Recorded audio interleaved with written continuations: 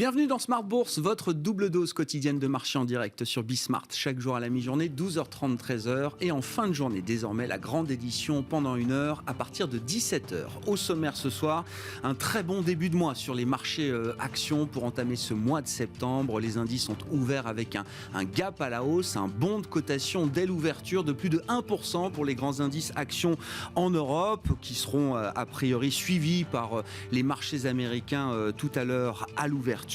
Gros début de séance, notamment avec le secteur bancaire en Europe qui profite d'une légère remontée des taux longs européens, puisqu'on voit le 10 ans allemand revenir sur les niveaux de moins 0,35% à mi-séance. Parmi les faits marquants de cette journée boursière, on notera le titre Carrefour qui retombe à 16 euros. 16 euros, c'est le prix auquel Bernard Arnault a liquidé le reliquat de sa participation de 5,7% qu'il détenait encore au capital de Carrefour, 14 ans après être entré au capital de l'entreprise. Carrefour, donc un peu sous pression après cette session finale pour la participation de Bernard Arnault dans Carrefour, qui sort peut-être échaudé après l'affaire Couche-Tard, estimant qu'il n'y aura pas de consolidation autour de Carrefour avec un acteur étranger en tout cas. Et puis on notera la très bonne tenue en revanche de Pernod Ricard après la publication de son point d'activité semestriel et des résultats qui sont très agréablement surprenants pour les investisseurs. Le titre Pernod Ricard est très bien orienté à mi-séance. Vous aurez le résumé complet dans un instant avec Alix Nguyen. Noté sur le front de la macroéconomie, des enquêtes d'activité en Chine qui confirme quand même une petite alerte conjoncturelle en cette fin d'été. On en parlera dans un instant avec le chef économiste de l'Union bancaire privée. Et puis l'emploi américain qui sera à suivre dès cet après-midi avec l'enquête ADP qui mesure les créations d'emplois dans le secteur privé. Et puis le grand rendez-vous de vendredi pour un bilan complet du marché du travail américain sur le mois d'août. On avait eu 2 gros chiffres de création d'emplois pour les mois de juillet et les mois de juin. Le chiffre du mois d'août sera déterminant avant la prochaine réunion de la Réserve fédérale américaine les 21 et 22 septembre prochains.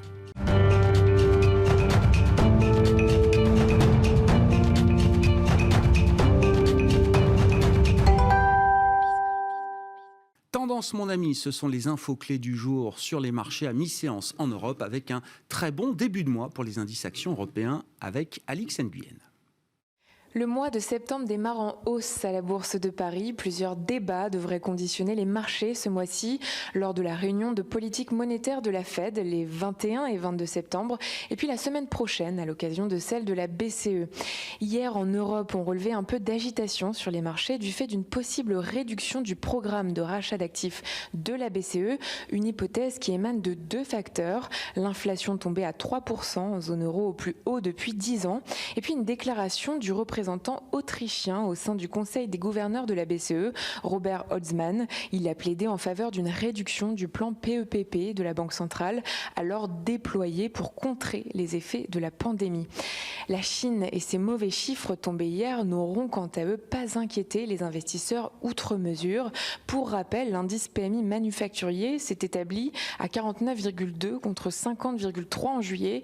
Il tombe pour la première fois depuis avril 2020 sous la barre des 50, ce seuil sépare la croissance de la contraction.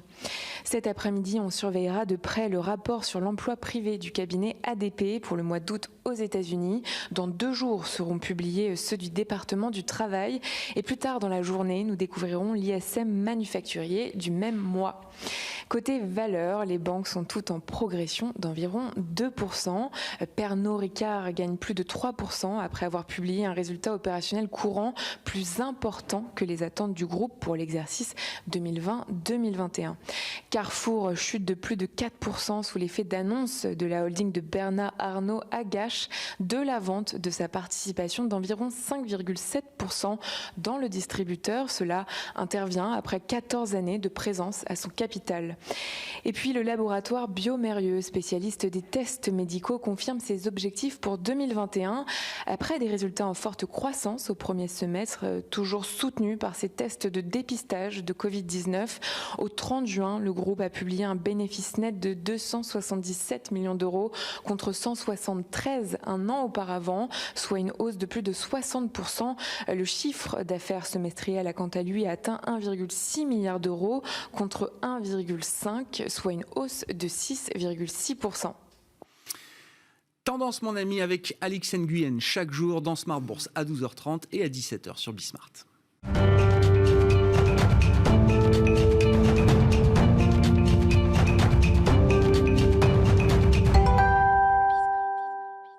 Les grands sujets macro de la rentrée, on en parle en ce début d'émission avec Patrice Gautry qui est avec nous à distance depuis Genève, le chef économiste de l'Union bancaire privée. Patrice, bonjour et bienvenue.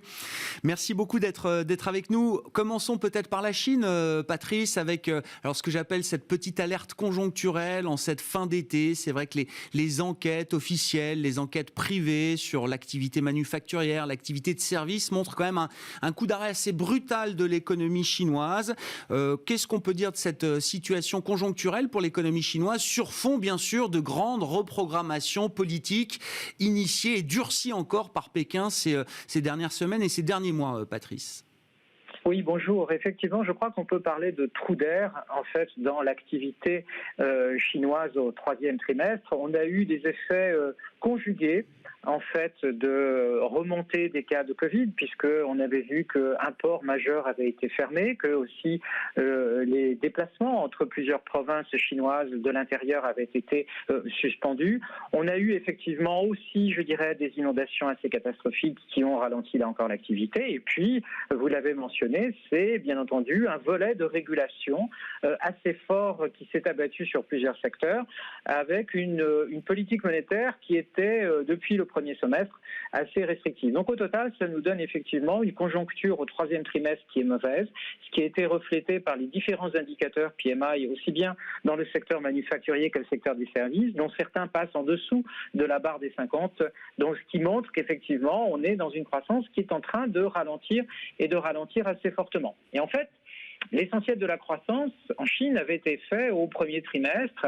On avait atteint 18% mesuré sur un an. Deuxième trimestre, on avait encore eu 8%. Et là, je pense qu'on s'oriente vers un très faible 4% de progression mesurée sur un an, entre 4 et 5%, ce qui effectivement est un ralentissement, même un freinage assez notable de l'économie chinoise. Et donc l'économie chinoise sera bien à 6% de croissance cette année, comme les officiels, comme Pékin nous le disait en début d'année. C'était l'objectif officiel qui avait été annoncé pour 2021. Et à l'époque, je me souviens très bien, beaucoup d'économistes jugeaient que la prévision était très conservatrice, parce que 6% de croissance cette année en Chine, c'est finalement l'acquis, et uniquement l'acquis de croissance qui était embarqué en fin d'année 2020 pour 2021. Il y a encore des économistes qui estiment que l'économie chinoise tournera à 8% ou plus de croissance cette année, Patrice. Alors, l'acquis avait été bon donc en 2020, avait été encore bon donc au premier trimestre, puisque c'est là où on avait eu le pic de rebond de l'activité.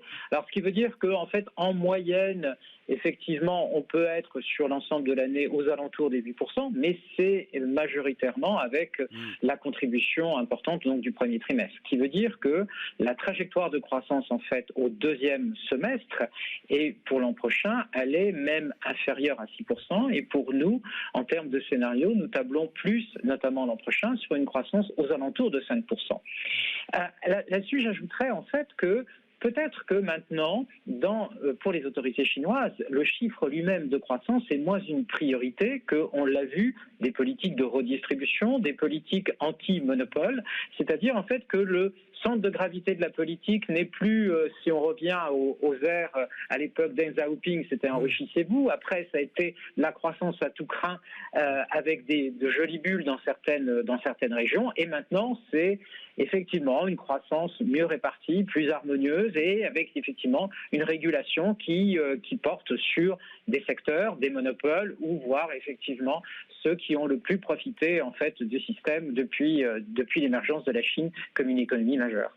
L'autre sujet de la rentrée concerne la Banque Centrale Européenne, Patrice. C'est vrai qu'on parle de la Fed depuis tellement longtemps et tellement souvent qu'on oublie parfois les enjeux du point de vue de la Banque Centrale Européenne. On a une réunion du Conseil des gouverneurs la semaine prochaine à Francfort, le 9 septembre, réunion de rentrée qui va se tenir dans un climat qu'on pressent un peu compliqué, puisqu'on a ce chiffre d'inflation, là, 3% pour l'inflation globale en zone euro au mois d'août. Alors quand on regarde l'inflation stricte, sous-jacente, on est quand même un cran en dessous, 1,6% pour l'inflation cœur sur un an au mois d'août en zone euro, mais on voit que ça déclenche quand même quelques volontés de la part de certains faucons de la Banque Centrale Européenne qui ont pu s'exprimer ces derniers jours pour chercher à donner le signal que peut-être la BCE pourrait, dans le sillage de la Fed, elle aussi, réduire un petit peu le niveau d'accommodation qu'elle apporte aujourd'hui pour les économies de la zone euro. Comment est-ce que vous analysez cette situation, Patrice ?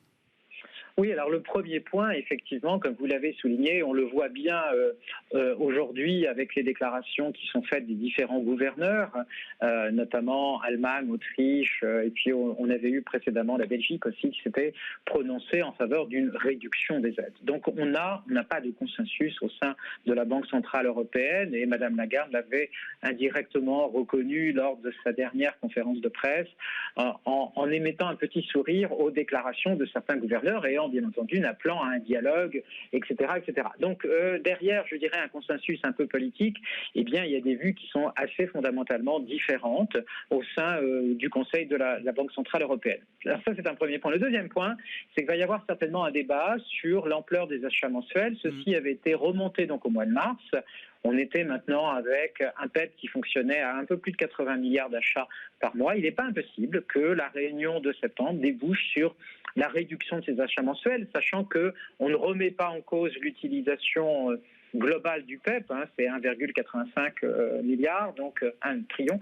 Donc c'est vraiment très très important, mais comme cette enveloppe visiblement ne sera pas renouvelée l'an prochain, il faudra trouver d'autres moyens d'injection de liquidité, eh bien les faucons pourraient gagner un petit peu en affichant effectivement un peu un début de retour à la rigueur. Donc néanmoins, dans le paysage de l'ensemble des banques centrales, il n'en demeure pas moins que la Banque Centrale Européenne, la Banque japonaise demeureraient, je dirais, les plus colombes, c'est-à-dire celles qui sont encore avec des injections de liquidités relativement significatives, et ça se fait non seulement par le PEP, le biais des TLTRO, et puis des taux d'intérêt qui restent bien accrochés en territoire négatif, où là, on n'a pas du tout effectivement de débat sur le calendrier d'une hausse des taux. Mais ça renvoie le débat sur comment faire pour succéder au PEP, certainement pas le PEP numéro 2, mais certainement de revenir aux injections de liquidités plus traditionnelles qui existaient avant l'émergence de la pandémie, mais qu'il faudra effectivement certainement augmenter en montant, sinon on a un peu une contrainte de liquidité à un moment où les États vont continuer à s'endetter.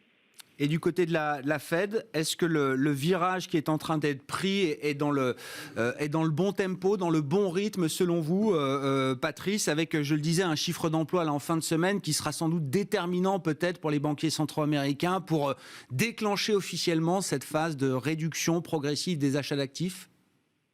Oui, le premier point est peut-être que la communication de la Fed passe assez bien par rapport au marché, c'est-à-dire à l'inverse de 2013, on n'a pas de tantrum, c'est-à-dire en fait de secousse sur les marchés obligataires et les marchés d'actions. On voit que la perspective de la réduction des achats de la Fed n'effraie pas particulièrement les marchés financiers, ne devrait pas avoir un impact trop important sur l'économie réelle, puisque on a quand même toujours derrière ces ralentissements d'achat un processus de réinvestissement des coupons.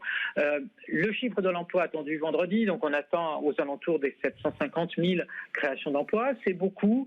Je dirais il en faudrait peut-être un petit peu plus que ce chiffre attendu par le consensus pour véritablement nous donner ou satisfaire les plus faucons au sein de la Banque centrale américaine, c'est-à-dire pour déclencher dès le mois de septembre leur ralentissement de ces achats. Et pour moi, le scénario que je privilégie, c'est peut-être effectivement d'avoir un chiffre de l'emploi qui soit autour de ce consensus. Ça me semble 600, 700 000, c'est un bon chiffre. Et on pourrait avoir effectivement cette opération de ralentissement des achats qui se déclenche à partir du mois de novembre, ce qui veut dire qu'on continue encore à injecter de liquidités, mais sur une vitesse beaucoup plus réduite, ce qui veut dire qu'en fait pendant toute l'année 2022, à l'été prochain, en fait, ça va mettre à peu près 8 à 9 mois pour stabiliser et mettre fin à ces achats, et bien on aura encore un bilan de la Fed qui va monter, mais de moins en moins vite, pour atteindre le chiffre astronomique de 9 trillions de dollars, 9 000 milliards de dollars. Merci beaucoup Patrice, merci pour ces éléments d'éclairage sur les aspects macro, les grands sujets macro de la rentrée. Patrice Gautry qui est avec nous par téléphone depuis Genève, chef économiste à l'UBP, l'Union bancaire privée.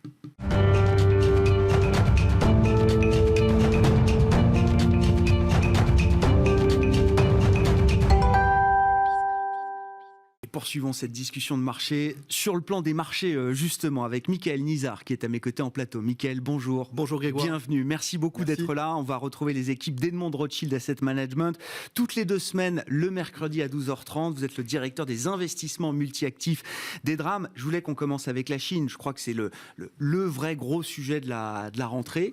Sur le plan des marchés, les marchés chinois ont quand même vécu des séquences assez mouvementées, puisqu'on a des baisses du pic au creux pour certains grands indices chinois de 20% et plus. La partie tech même a corrigé encore plus lourdement. On a des baisses de 50% parfois sur des grandes valeurs technologiques ou des sous-indices technologiques sur le marché chinois.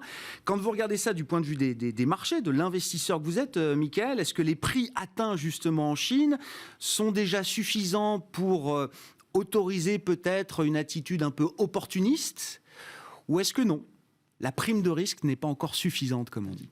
Effectivement, c'est la question de la rentrée, à savoir qu'est-ce que va nous donner comme information le modèle chinois, et est-ce que nous ne sommes pas dans un changement de régime sur le modèle chinois.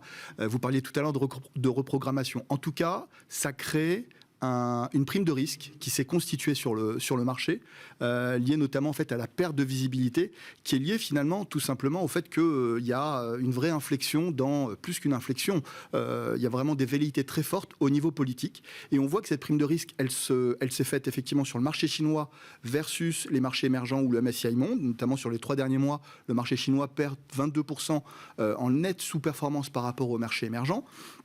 Mais en fait, cette prime de risque, on la retrouve aussi sur les actions chinoises cotées à Hong Kong versus les actions chinoises cotées sur le marché chinois continental. Domestique, les A-shares, comme on dit. Oui, les A-shares, exactement. Et donc, en fait, si on revient sur les décisions politiques qui ont été prises justement au 100e congrès donc, du Parti communiste chinois en juillet, on voit effectivement qu'il y a 3 objectifs qui sont éminemment politiques. Le premier, on parle de common prosperity, c'est qu'effectivement, ils veulent assurer donc une prospérité de la classe moyenne. Deuxième point, et c'est assez courageux, ils veulent lutter, réduire les positions dominantes des grands groupes. On pense tout de suite à Tencent, Alibaba.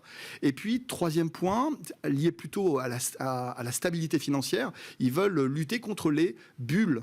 Notamment, on pense tout de suite au secteur immobilier, avec notamment Evergrande qui a défrayé la chronique, qui a un excès de crédit, qui a eu tendance plutôt à se réduire sur les 5 dernières années, mais on est encore sur des rythmes de croissance assez élevé, de plus de 10%. Evergrande, qui est un des plus gros promoteurs immobiliers chinois, qui nous indiquait hier qu'il aurait peut-être du mal à repayer tous ces engagements financiers à l'avenir. Là. Exactement. Et donc, en fait, aujourd'hui, les secteurs qui sont ciblés par ce durcissement de la réglementation, c'est bien sûr, on commence par l'immobilier, mais on voit aussi qu'il y a le secteur technologique, le secteur de l'éducation, et puis le secteur du gaming. Il donne aujourd'hui des directives très claires sur le nombre d'heures d'utilisation de jeux vidéo, jusqu'à 3 heures. Donc, bon, et puis on va même vers les spiritueux, c'est-à-dire qu'on va toucher aussi le côté ostentatoire de certaines franges de la population chinoise qui doivent justement aller vers un peu plus de tempérance et de modération.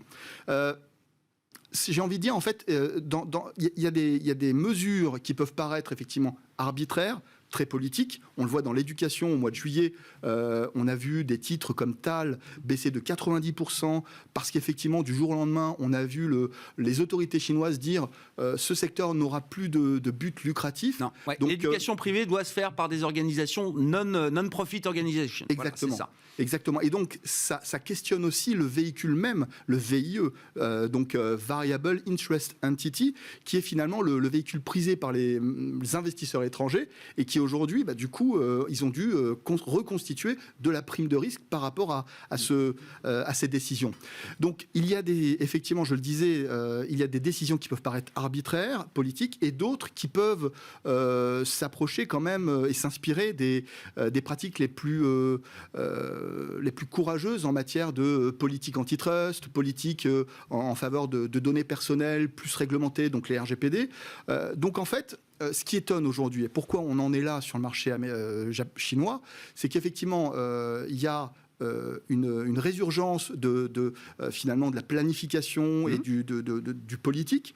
Mais ce qui étonne encore plus, c'est le rythme et la manière dont les annonces sont ensuite mises en place. Comment vous expliquez que... Parce que effectivement, moi, c'est ce qui me frappe. Le sujet chinois est pas nouveau. On a déjà eu des épisodes un peu de fine-tuning. Il ne serait-ce qu'un an en arrière, Ant Financial, Alibaba, Jack Ma, tout ça avait déjà, comme vous dites, défrayé la chronique. Mais comment vous expliquez l'accélération et l'intensification de cette reprogrammation ? Tout simplement parce qu'en fait, on savait bien que effectivement, c'était une économie qui était quand même planifiée, mais qui allait quand même vers une économie de marché, en tout cas qui était. Et donc, il y a tout ce qui n'est pas bien connu, bien modélisé par les marchés. Tout de suite, on commence à toucher directement la confiance de l'investisseur. Et là, je parlais tout à l'heure des VIE. Donc, effectivement, ça touche directement la notion de profit qu'on peut faire sur le marché chinois pour un Américain, un Européen.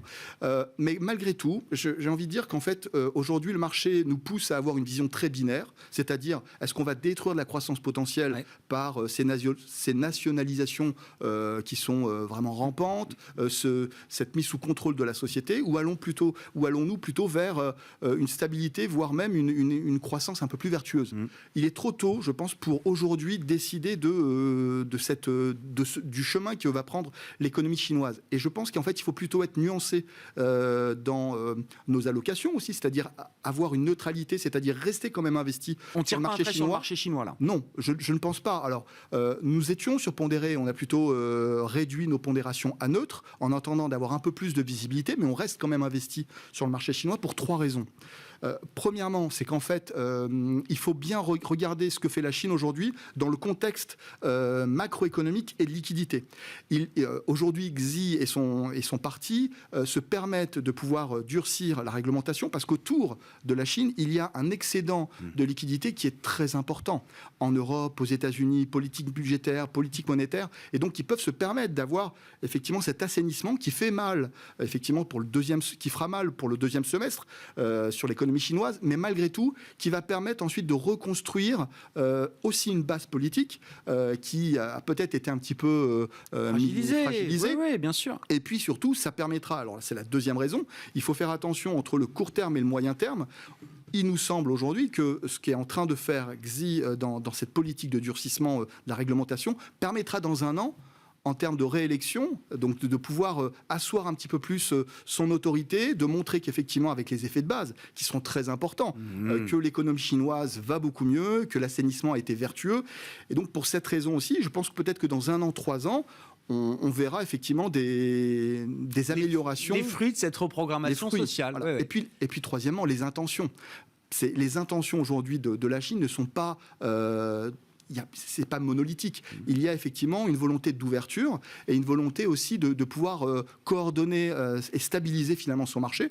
Je prendrai l'exemple de la décision de mettre en place en fait des produits dérivés, donc à partir du 18 octobre, qui donnera accès au marché chinois pour les investisseurs étrangers. Et puis un deuxième exemple pour montrer que les intentions chinoises sont quand même à nuancer, c'est qu'en fait ils sont en train de mettre en place, donc l'autorité de régulation chinoise est en train de se mettre en contact avec les homologues américains pour mettre en place un système d'audit des comptes qui permettront effectivement de pouvoir satisfaire les contraintes à la fois chinoises et américaines quand il s'agit de sociétés chinoises basées et listées sur le marché américain. Donc la Chine continue d'envoyer des signaux vis-à-vis de la communauté internationale des investisseurs pour leur dire on veut rester suffisamment ouvert, suffisamment business-friendly pour vous. Tout à fait. D'ailleurs, il y a un exemple flagrant, c'est que normalement, il y a 3-4 ans, on aurait pu voir une instabilité du change.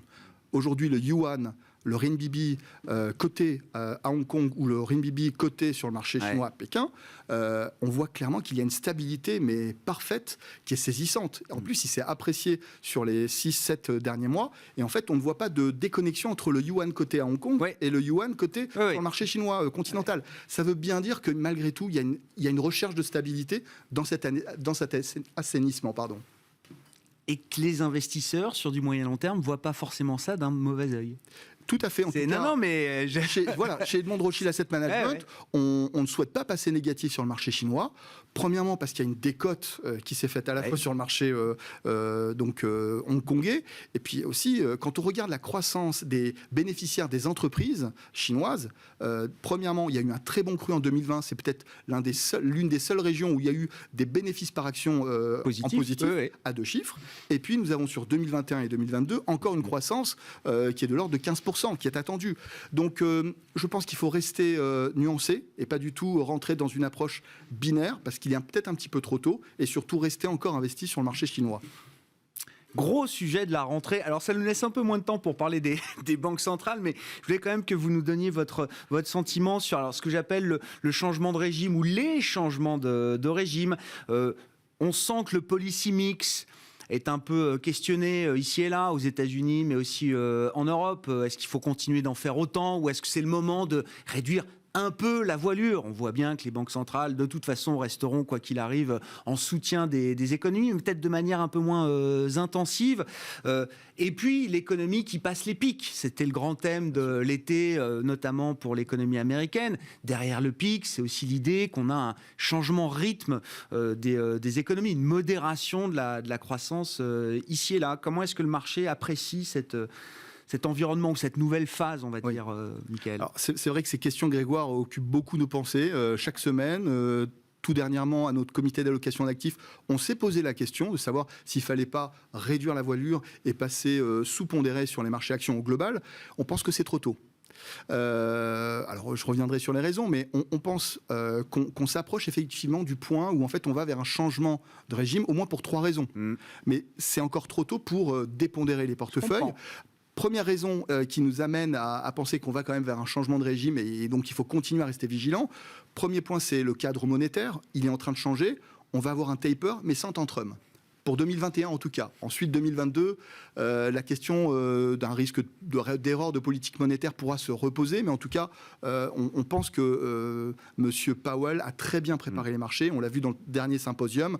Il a vraiment fait un exercice de synthèse en balançant vraiment son discours pour satisfaire les faucons comme Carls, comme Bostic par exemple, et d'un autre côté, de pouvoir aussi satisfaire justement les plus doves, les plus colombes, comme Brennard, comme Evans, comme Williams. Et donc, en fait, clairement, il est assez crédible jusqu'à présent dans le fait de dire que l'inflation aujourd'hui n'est pas un problème, puisqu'en fait, le pic d'inflation qu'on voit, il est sur certains secteurs, et il n'est pas, pour l'instant, en train de s'amplifier sur l'ensemble des secteurs. Mais malgré tout, il va y avoir un changement de régime. C'est plutôt, ce n'est pas une rupture. L'inflexion est donnée. L'inflexion donnée. D'ailleurs, on la voit. Je vous entendais tout à l'heure. Vous parliez aussi de la BCE. Quand on entend Monsieur De Guindos, Monsieur Villeroy de Gallo, et puis Monsieur Lane et Hautsmann, on voit bien malgré tout qu'il y a quand même des velléités pour commencer à réduire un petit peu la voilure. Alors, ça ne prendra pas le nom de taper, mais en tout cas, on s'approche peut-être aussi de ce moment-là. C'est très étonnant, venant de la BCE qui nous avait effectivement expliqué dans sa revue stratégique qu'elle allait vraiment chercher à ancrer son travail sur le long terme. C'est assez étonnant, mais on prend acte. Deuxième point, en changement de régime, Mickaël, il y a le pic de croissance au moment où l'inflation reste encore sur des niveaux élevé. Je reprendrai par exemple le CPI, donc l'indice d'inflation globale aux États-Unis, on est à 5,3. On est bien sûr en dessous sur l'inflation sous-jacente, mais la question c'est de savoir si on n'est pas dans un policy mix qui est en train de prendre des signes de stagflation. En tout cas, c'est une question, on ne peut pas encore y répondre, mais c'est une question qui est ouverte et qui montre qu'on va peut-être vers un changement de régime. Et puis, effectivement, le troisième point, c'est plus sur le financier. Donc, clairement, on voit que la volatilité peut avoir tendance à remonter au moment où les performances auront du mal à reproduire les belles performances des trimestres passés. Donc, pour ces 3 raisons, il faut effectivement se poser des questions sur le positionnement stratégique des portefeuilles. On est neutre aujourd'hui sur les marchés actions, mais on a quand même un tilt plutôt vers le cyclique en privilégiant des régions qui vont bénéficier du cycle mondial et notamment le Japon. Voilà. Le Japon, aujourd'hui, peut tirer son épingle du jeu. Il est très décoté. Il a effectivement eu un parcours boursier qui a été relativement modeste, en sous-performance par rapport au MSCI Monde. Mais quand on regarde la capacité bénéficiaire des entreprises japonaises, elle est attendue pour 2021 à 34%, par exemple. Tiens, idée d'investissement, le Japon. On n'en entend pas souvent parler du Japon. Intéressant. Merci beaucoup, Mickaël. Merci d'avoir été Grégoire. avec nous dans cette émission Smart Bourse de la mi-journée. Mickaël Nizard, directeur des investissements multi-actifs d'Edmond Rothschild Asset Management. On se retrouve à 17h ce soir en direct sur Bismart.